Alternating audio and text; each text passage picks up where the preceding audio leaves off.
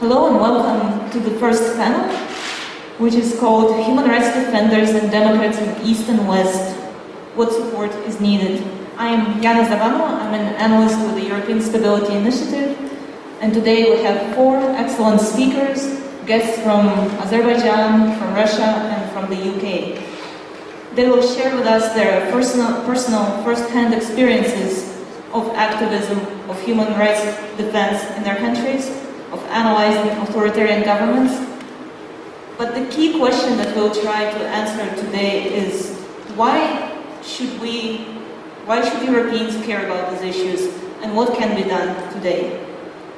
Okay, before we start our presentations, let me say a few words about each of the participants. We have Turgut Gambar, who is one of the founders of NIDA, of this youth civic movement, whose members were just sentenced to this very long terms less than a month ago. And Turgut was very active in campaigning for the release of Adnan and Emin in this video that we just saw. Then we have Emin Milli, who is a former political prisoner, who is currently managing Meydan TV. It's an independent online TV channel that he established last year, and this channel tries to provide an alternative viewpoint to the state-controlled Azerbaijani media. And then we have Dmitri Makarov from Russia, who is a well-known human rights defender. He's the co-chair of the largest youth human rights organizations in the region, and he focuses in particular on freedom of assembly and freedom of association. Recently, he traveled to Crimea on a human rights field mission. And finally, Ben Judah from the UK. He's a writer and a journalist. He's the author of an acclaimed book on Putin's Russia, The Fragile Empire. He has reported extensively in Georgia, in Kazakhstan, in Kyrgyzstan, and many other post-Soviet countries, and he's been very critical of the West's weak response to Russia's actions in the recent Ukraine crisis. Okay, and then we can start with Turgut. Thanks a lot, Yana. Yana just introduced me, so I'll just start. The presentation, the previous presentation was pretty good, just to show what is happening in Europe with regards to political prisoners in general and in Azerbaijan in particular. There are different views of how many exactly political prisoners are there in Azerbaijan, but we can be sure that there is somewhere around 100, maybe more, maybe less. But the most important point that there are so many political prisoners and their number is continuously growing, especially after January of 2014, after the resolution of Mr. Strasser was voted against in the Parliamentary Assembly of the Council of Europe. NIDA activists, 8 of them were arrested in March and April of 2014 after protesting against the deaths of the conscripts in the army, non-combatant deaths. And this, for me in particular, and for NIDA in general, this was a experience of how to work, how to campaign for political prisoners, what things need to be done, and what are the things which we miss, which we need support in. I'll try to be as short and concise as possible and to talk with good points. One of the biggest problems that we've been facing is obviously the financial side of this situation, because there's so few lawyers who are ready to take on political cases and who are going to protect political prisoners. And all of them are working pro bono. They're not getting any money, they're not getting any financial support for us for representing our members in the court, and sometimes they just giving their own money to the guys and just to support them. The same goes for the families. It might sound very, very as a simple thing, but prison visits, just to going to the prison every week by their families and bringing them food, bringing them close. It's the thing that takes a lot of finances, and it's a thing that needs to be addressed. The second issue, very important issue, is the media support. In the case of Emin and Adnan, we were able to gather a lot of media support. During recent arrests, with respect to recent cases, be it the case of Makarov and Baku or Malli, or either case, the same attention, we weren't able to gain the same attention. I don't know the exact reasons, but for sure this issue needs to be addressed as well. And, it's very important in a sense of support to the political prisoners as well. It's like every time we talk with them on the phone or personally or during the court meetings, they always ask about the international attention, what is being written about them, and every single article or footage on international TV, international media outlet is very important moral support for them, and this issue needs to be addressed in some way, and the international media needs to give more attention to the issue of covering political prisoners problem. The third important point is how Council of Europe has lost its credibility, lost its status as a human rights champion in Europe. It has been a victim of caviar diplomacy, as it was mentioned in the previous presentation, and it just doesn't look the situation is going to change anytime soon, because the way the balance of powers in the Council of Europe is currently being held, not much has changed since January of 2015. But the fact that Azerbaijan is currently chairman of the Council of Ministers and the Council of Europe is a chance to move things forward. Is a chance to bring the Azerbaijani government to more international exposure, to more media attention, to more criticism. This has worked before during the Eurovision, as you know, in 2012. As some of you may know, in 2012, Sing for Democracy campaign was launched prior to the Eurovision, which was held in Baku, and it was a great chance to gather a lot of international media attention. And this chance was taken, and in fact, I think this campaign was successful. The same can be done and should be done with regards to the chairmanship of Azerbaijan, and the same international attention should be given to this country again. And lastly, I would like to make a point about the European Court of Human Rights. For me, as a person who has done his master's on human rights, European Court is a structure which is supposed to deal with issues of sophisticated nature, where thorough debate on various issues is necessary. But in the case of political prisoners, everything is so clear. Like, the cases of political prisoners are cases of blatant violation of human rights, and it's wrong that so many years are needed to address these cases in the European Court of Human Rights. I know about the procedures, I know that it has its own guidelines, and it takes a lot of time, but either there should be a different approach to political cases in the European Court of Human Rights, or a completely new body should be established within European institutions, and the countries should be pushed to comply to the judgments of this new institution, as they do with the issue of European Court of Human Rights. So for the start, these are the main remarks I would like to make. Later, I think my colleagues are going to say things about the issue of political prisoners as well, and then we'll get the questions of this. Thank you. Thank you, Turgut. Thank you especially for reminding us about the aspect that is often overlooked about the financial side of the issue.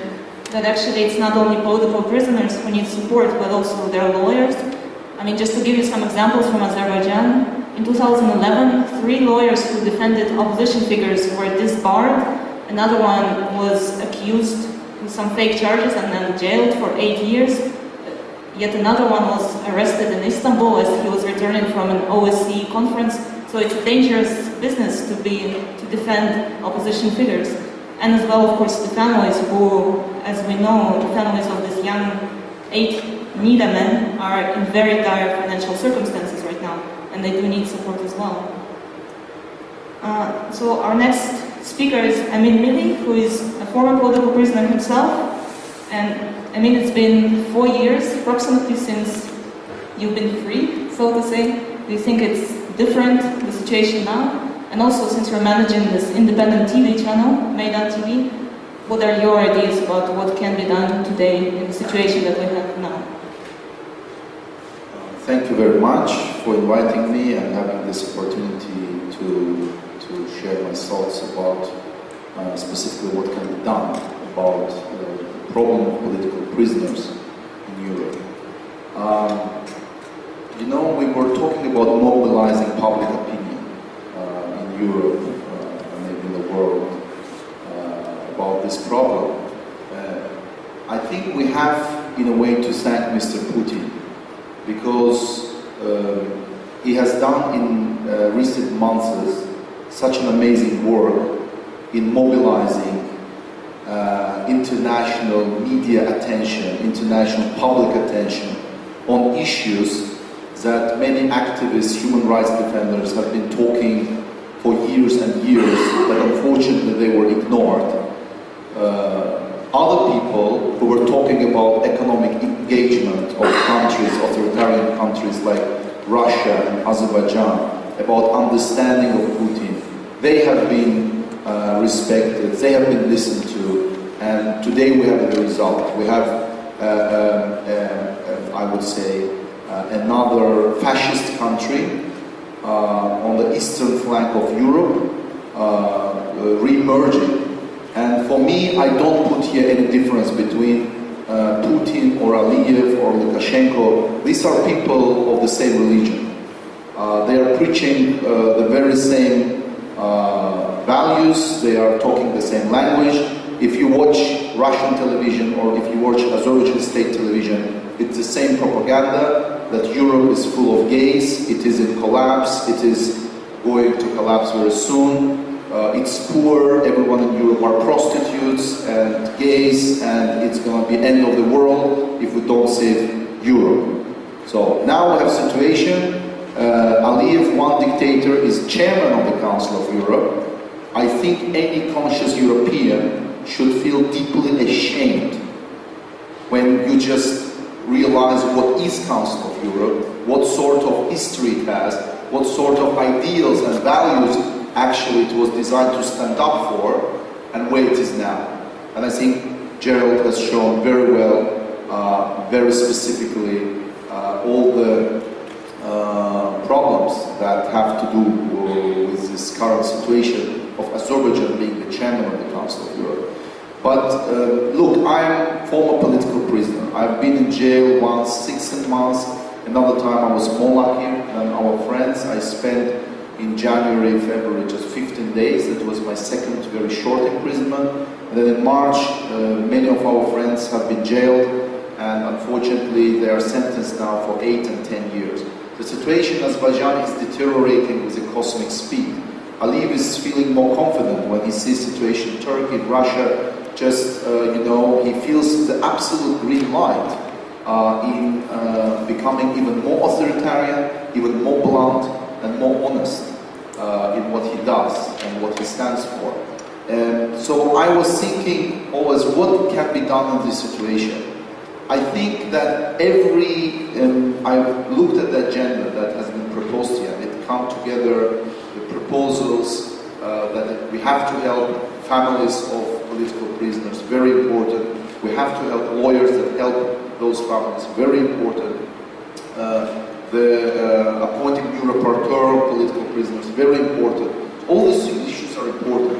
But for me, one very that I'm missing here is institutional approach. We have to look at the roots of the problem. Why is it that Putin or Aliyev or Lukashenko or these authoritarian regimes are so strong now that they are chairing, you know, the most respected human rights organizations in Europe? Why there is still this debate even in Germany, you know, that actually who is Putin?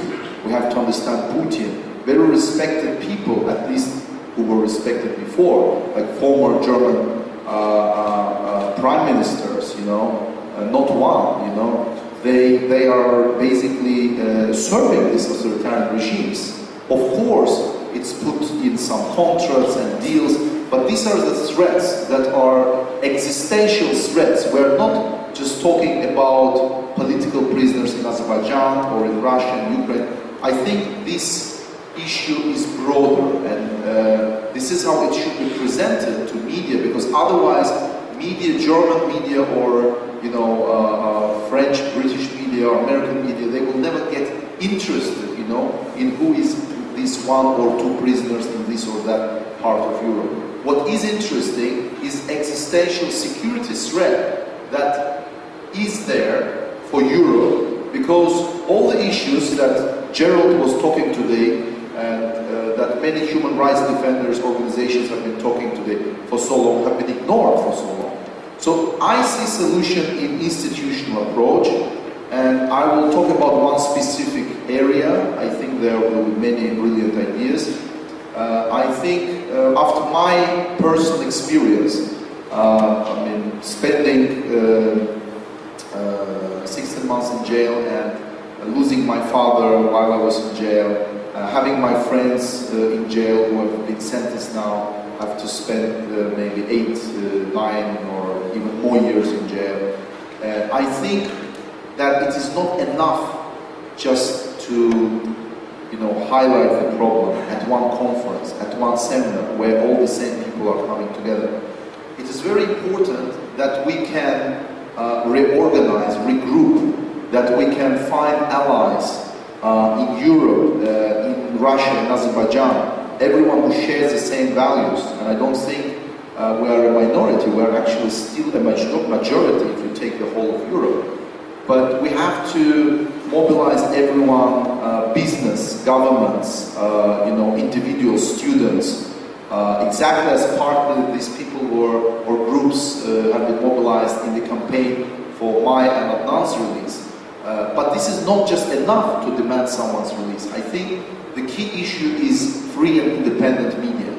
I absolutely believe that if in the 90s there would be free and independent global media in Russia established within and outside of Russia, you know, when the internet started to march in all this post-Soviet space, if a very sophisticated network, you know, with elements of traditional TV channels and social media, bloggers, citizen journalists, would be worked on and would be promoted, if money would be invested in there, if public opinion because Gerald was talking about mobilizing public opinion in Europe, and I mean probably you were talking, as I understand, about democracies, right?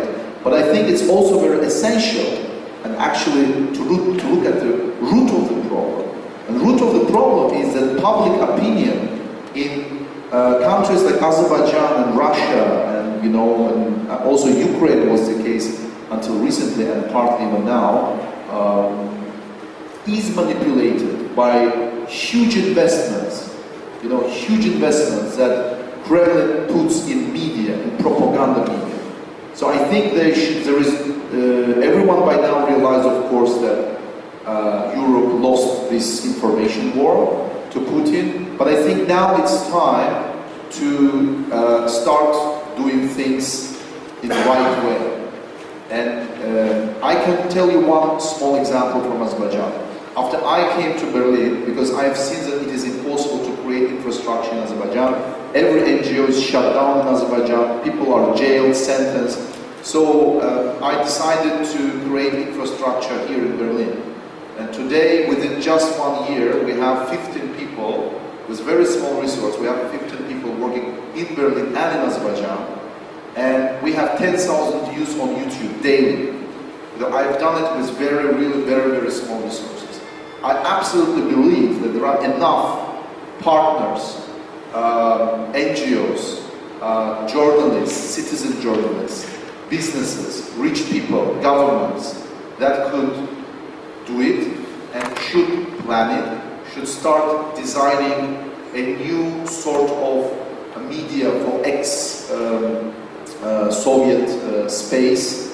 I think it should be first of all in Russian, because look, Putin invests $350 million annually in Russia today, and it gives its results. There is much more money invested in bloggers, in comments, in many other things that are, have impact.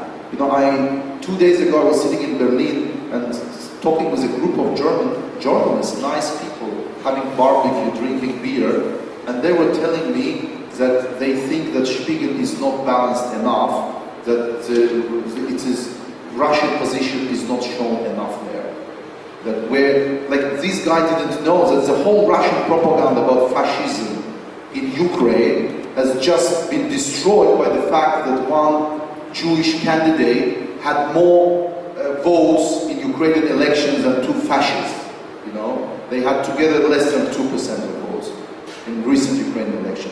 So these sort of facts, if you think they are known to every ordinary Russian or Azeri, and Russian is still lingua franca in this region, there is a huge need and demand for this. And what we have seen is a constant, decline in investment in civil society, in independent media in that region. And I think now is a high time to rethink the strategy and to get the act together and to start to invest strategically in a very planned manner in independent media in Russian language and in local languages in post-Soviet era. The last sentence I want to make here about the structure of such a concept. I think we had at some point the CNN era, then there was Al Jazeera era, and I think now this is where we can start in an ex-Soviet space. We can start a Wikipedia sort of TV network where it will be based in Kiev, but the network itself will be functioning, small bits and parts of it all over ex-Soviet Union space.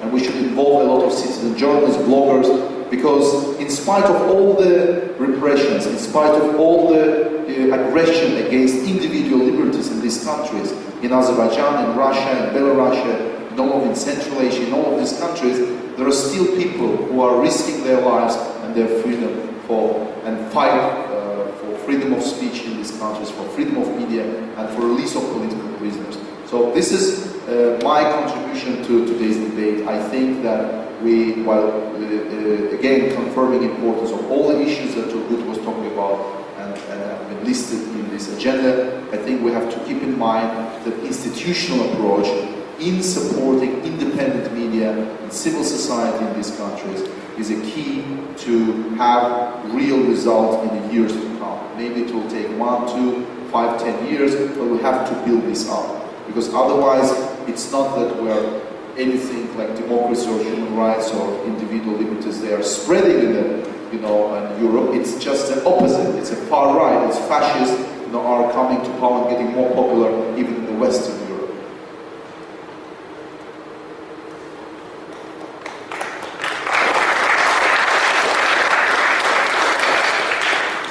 Thanks a lot, Emin, for reminding us especially about the role of independent media in counteracting this very strong propaganda that we all encounter in the media space. So now we've heard from our two speakers from Azerbaijan, and we can switch to Russia.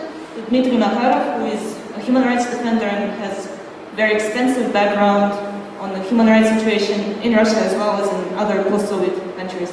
So Dmitri, what do you think are the main problems and what would be some of the good solutions to the situation we have today?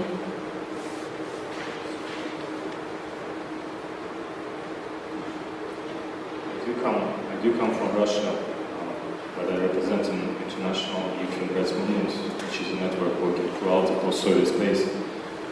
And as I speak now, one of our fellow activists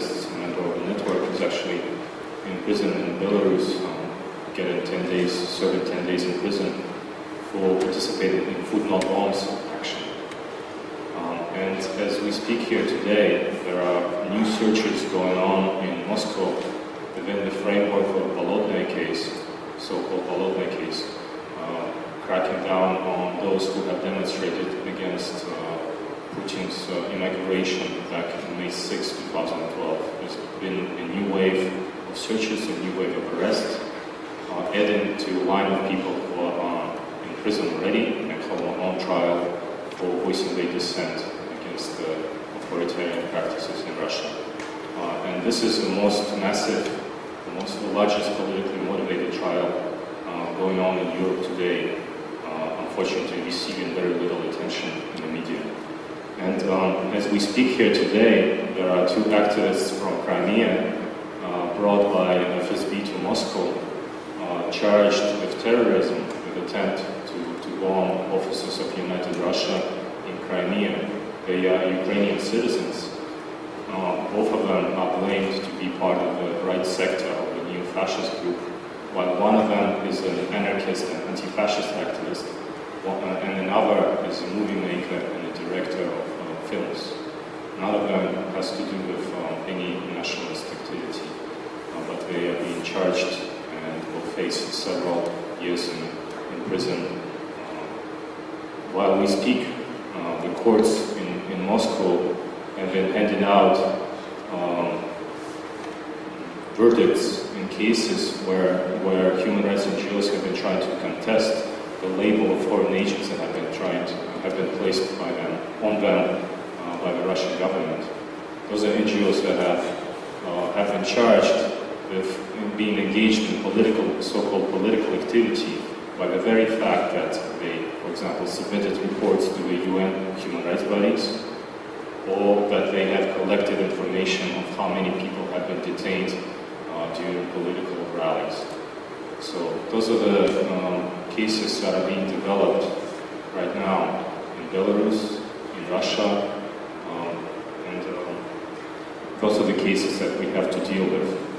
And what do those stories tell us about what's going on in Europe in general? Those stories tell us that there is a constant and determined effort to narrow the space for civil society, to narrow freedom of assembly, to attack freedom of association, to shut down freedom of expression, whether by foreign agents laws, whether by attempts to criminalize activity of non-registered groups, whether to attempts to criminalize assemblies, and whether by attempts to shut down bloggers and internet media outlets. Secondly, it tells us about the fact that human rights defenders and human rights is a constant under direct attack. Human rights defenders are being imprisoned. This year, August 4th, will mark actually the third year when analyst, probably the most well-known human rights defender in Belarus, will serve in prison on charges brought by the Belarusian government, but by the information that they have received from Lithuania and Poland, in fact. It also tells us that the concept of human rights is being attacked directly in a twisted way, using the new Orwellian newspeak language, because the Russian government claims to defend the human rights of Russian speakers in Ukraine, in Crimea, and so on. While using the language of human rights, by framing the claims into that language, the governments of that part of the world have been using everything that they have at their disposal to crack down on the very concept. Thirdly, it tells us about the fact that the international institutions have constantly been failing their mission, that EU members have been largely complacent to the things that are going on in the Council of Europe, as has been showed to you during the previous presentations, that the Council of Europe, the OEC, the very bodies that have been created to safeguard human rights, to promote rule of law, and to promote standards of democracy have been dominated by politics, have been influenced by caviar diplomacy, and are focused more on trade and business than on human rights. And I think it's time to send a message that Europe does not end at the European Union borders. That Europe includes those countries that are outside of the European Union, including those who may not even want to be part of the European Union. That Europe should be based not on trade and economy, but should be based on common values. And this is what Council of Europe is about. And this is what OEC, that has been shaped just as much by human rights movement as it has been by the governments, is about. And I think there's another lesson that all those stories tell us about, that the human rights movement also has been divided and has been very displaced in its response to recent challenges. And I mean, right now, many of my Ukrainian friends and colleagues, my fellow human rights defenders, are studying not only the Ukrainian criminal code, but also the Russian criminal code, because those are the charges that will be brought against them, some of them, and against some of their friends and colleagues that are left in Crimea, that is now under de facto Russian jurisdiction. And I think that there is a need to respond to the authoritarian international of dictatorships with a new human rights international. And problems that are going on with human rights in Belarus are just as much a problem for Russians and Ukrainians as the problems that they have in their own countries. But the problems of Azerbaijan are not only the subject of concern of people from Azerbaijan, but also of those who are working on similar issues in other countries as well.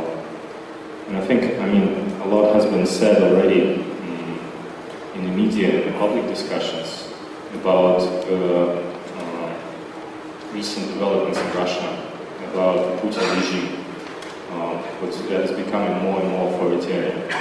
But I think it's quite easy to lay blame on Putin himself and on Russia in particular. But I think we need to look at other issues that have been allowed such things to happen. I think Putin is a Russian phenomenon, but Schröder and Schröderization of politics is a German phenomenon. Front National is a French phenomenon and a European phenomenon. Jobbik is also a European party. And it's no surprise that those parties that I've mentioned have sent their observers to legitimize the so-called referendum in Crimea, for instance, and have been in close alliance with the United Russia and the ruling party in Russia. And I think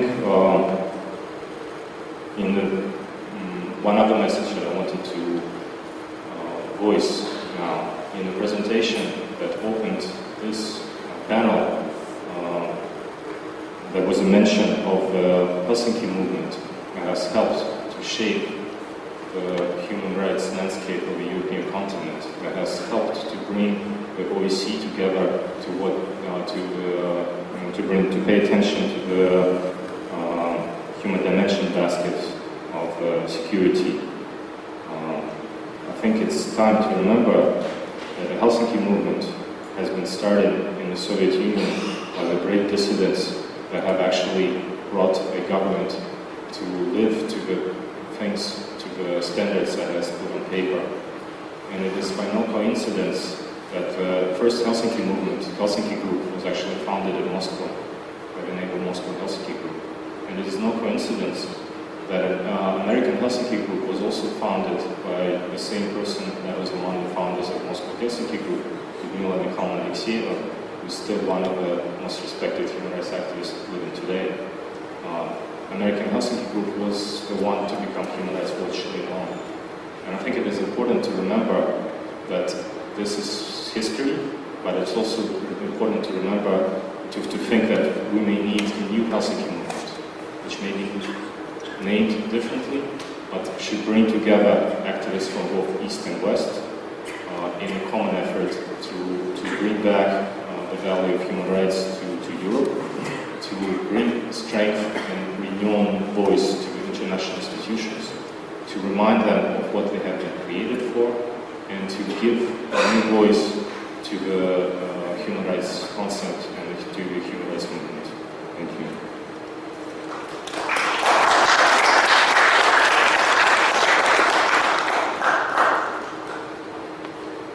Can we have water for the speakers? Okay, thank you. Thanks a lot, Dmitri, for your presentation and for giving us an overview of what's happening as we speak, not only in Russia but also in Belarus, in Crimea, and in other places in the post-Soviet space. Our next speaker is Ben Judah, and Ben, you're probably the person who knows most about Russia. You've traveled to the most remote corners of my country. And you've been very, very critical of how the West has responded to human rights violations in Russia. And your recent op-ed actually said that the UK government failed to impose sanctions on Russia and Britain was laundering oligarchs' dirty billions. Do you have ideas for what could be done concretely in the West in the face of the situation we have today? Thank you. Thank you for that very flattering introduction. And thank you for inviting me to Berlin. I'm really happy to be here because I like being in powerful capitals. Now, let's take a very long step back. Let's imagine ourselves well beyond the year 2024, when Russian historians of the future will look at us in the present. Because future historians will identify the last 2 years as the decisive ones, the turning point in Russia's post-Soviet history, when Russia morphed from an authoritarian state into an autocracy. The decisive month was December 2011, and the decisive day was December 24th, 2011. Putin feared his own Meydan. He feared his ouster. Moscow had 100,000 of the best educated Russians demanding change. There was a fragile civil society knitting itself together across the continental country.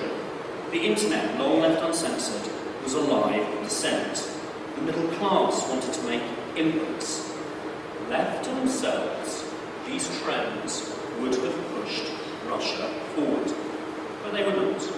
This is when Putin began his war, his most important war, the war of the state against society. Victory for Putin in this war has been simple. Russia must reduce its free space. Russia must suffocate its emerging society. Russia must strangle its emerging politics. And victory for Putin in this war has been achieved through fear. Through fear, Putin has redefined what is acceptable and unacceptable in Russia. One by one, these pieces have fallen into place. Acceptable and unacceptable assembly has been redefined, with illegal protest laws promising crippling fines. Acceptable and unacceptable protest has been redefined, with the terrifying Bologna Square case terrorising random protesters with labour camp sentences and indefinite detention. Acceptable and unacceptable stunts have been redefined, with the Pussy Riot show trial and labour camp sentence. Acceptable and unacceptable activism has been redefined, with show trials crippling the opposition leader Alexei Navalny. Acceptable and unacceptable political funding is being redefined, with the financial backers of Navalny being exiled, hounded, humiliated. Acceptable and unacceptable investigations have been redefined, with the Navalny organisation being decapitated in this way. The pieces have been falling into place, and the Russian opposition called to Berlin to make use of its Brussels. And Berlin did not make use of Brussels. The walls were closing in. Acceptable and unacceptable internet was redefined, with the illegal content registry and newly unlimited powers of surveillance. Acceptable and unacceptable media was redefined, with a free online TV station lodged that practically unplugged. Acceptable and unacceptable society has been redefined, with the NGO law hazing organisations and shuttering them with threats. In the first year of the war, the Kremlin was nervous of its work. Cosmetic concessions were offered. But in the second year, 2013, the Kremlin were pleased. They looked at what was done and they felt satisfied.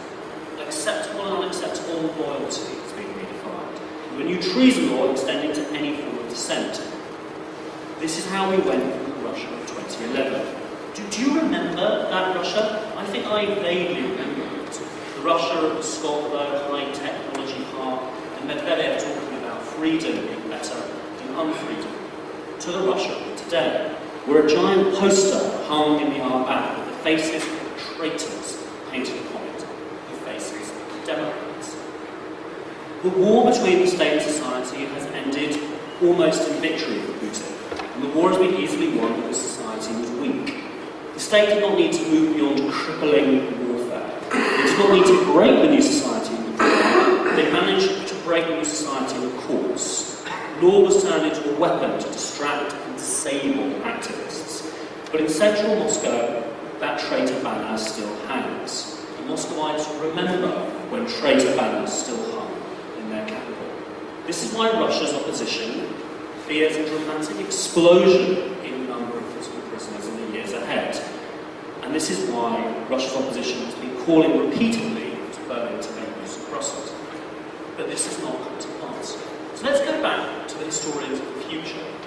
What have these historians written? What will these historians perceive in hindsight that we missed? Future Russian historians, especially Democrats, will surely be very anti-Western because of Russia's offshore elite. The textbooks of 2030 will explain in their opening chapters how between 2000 and 2010 they consolidated a form of absolute power with absolute freedom, the long-term consequences of its actions in Russia. This is the offshore elite. The power broker in Russia rules tyrannically in the east, but puts his wealth, his wife, his son, his daughter in the west. The power broker who has built a system, the moment that he can pillage no more, he can simply flee to the west. Knowing your private jet and your London mansion is always waiting changes the way you treat society. Knowing the money is in Austria and in the British Virgin Islands changes you. Knowing this means you do not need really to develop Russia, because you're not trapped in Russia. Like the elites of Britain, France, and Germany, generations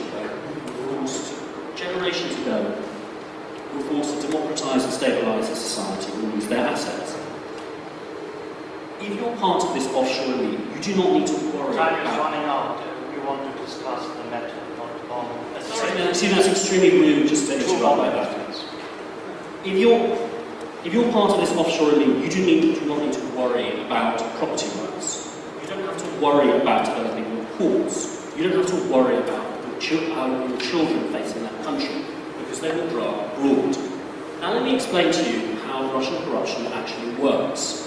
Russia's elites are not really empire builders, they're asset strippers. Russia's elites are not really patriots, they're plunderers. But where does this money actually go? Russia has seen over 600 billion in illicit capital outflows. And where is this money heading? The minimum 40 billion every year Russia itself estimates in illicit outflows. The money doesn't go to China. The money doesn't go to Iran. Yes, the money comes here. The money comes to the European Union. Because the European Union is an alliance of tax havens. Britain, Holland, Austria, Andorra, need I go on? Latvia, Cyprus, Monaco. These are the countries where money is laundered by European bankers, by European lawyers, in European states. Malta, Luxembourg, Ireland. Do you get the picture? Does Germany face up to this? That it effectively controls the European Union of tax havens? Does Germany realise what this means? That as long as Europe remains a union of tax havens, there is no point in really talking about battling Russian autocracy or Russian corruption with our foreign ministries and human rights funds, because our bankers and our lawyers are enabling Russia's offshore elite. Because EU member states are acting as giant washing machines for Russian money. And I think we're better than that, which is why we need to push for a radical answer. Take the principles of the Magnitsky list, which are visa sanctions and asset freezes on criminals, and apply them for a new EU mechanism to Russian officials, perhaps officials of other Eastern European countries and signatories to the European Convention on Human Rights, who are violating these laws. ESI has proposed a piece of legislation I'm very excited about, which would establish a panel of former, which was establish a panel of former judges, in organisations funded by specific new member states, to whom NGOs who submit lists of officials it believes are violating fundamental human rights in Russia and in other Eastern European countries, that could then submit a list of proposed banned individuals to the European Council, which has the power to visa ban individuals. And this would be the beginning of developing a mechanism where we could attempt to control and command this offshore elite. I think this is hugely important if we want to be able to face up to the Russian historians of the future, to show that we took measures to prevent the pillage of Russia, and to hold people accountable for doing that, in the West.